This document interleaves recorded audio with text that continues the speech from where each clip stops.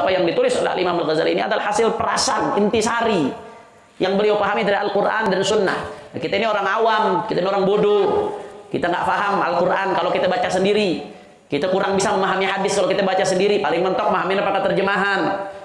Kembali ke Al-Quran dan Sunnah itu baik, tapi harus dengan pemahaman yang baik. Jangan bicara kembali kepada Al-Quran dan Sunnah, tapi pakai pemahaman sendiri. Bukan begitu. Al-Quran itu diturunkan pakai bahasa Arab. Untuk memahami Al-Quran harus betul-betul paham bahasa Arab. Harus betul-betul paham kaidah-kaidah bahasa Arab. Harus betul-betul paham yang namanya kaidah tafsir. Nggak sembarangan. Makanya saya lebih memilih untuk kembali kepada Al-Quran dan Sunnah, bukan dengan pemahaman saya sendiri, tapi lewat pemahamannya Al-Imam Syafi'i, lewat pemahamannya Al-Imam Al-Ghazali, lewat pemahamannya Al-Imam Al-Haddad.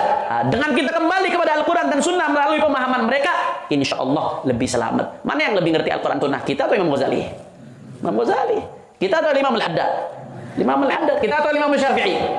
Jangan dengan kita kembali ke Ihya, kembali ke kitab-kitabnya para ulama, atau bertaklid kepada para ulama, dianggap ente nggak kembali ke Al-Quran dan Sunnah. Ngapain? Ulama tuh bisa benar bisa salah. Langsung kembali Al-Quran dan Sunnah. Bener. Jargon ente bagus. Kata-kata kembali Al-Quran dan Sunnah itu bagus. Tapi bagaimana cara kita kembali ke Al-Quran dan Sunnah? Pakai pemahaman ente sendiri. Tunggu dulu. Belum tentu cara ente benar. Bahasa Arab aja masih beletot-beletot. Betul-betul. Kembali kepada Al-Quran dan Sunnah melalui pemahamannya para ulama. Kitab-kitab yang ditulis oleh para ulama, termasuk Ihya Ulumuddin, tidak lain dan tidak bukan adalah intisari yang diambil dari Al-Quran dan Sunnahnya baginda Nabi Muhammad SAW. Begitu juga akhlaknya para salafun saleh dari zaman para sahabat sampai ke tabi'in, ke tabi'in sampai kepada zaman Al-Imam Al-Ghazali. Mudah-mudahan kita dapat keberkahan mereka semua insyaallah. Makanya ini kitab luar biasa, Ihya Ulumuddin ini kitab yang begitu luar biasa yang ditulis oleh Al-Imam Al-Ghazali.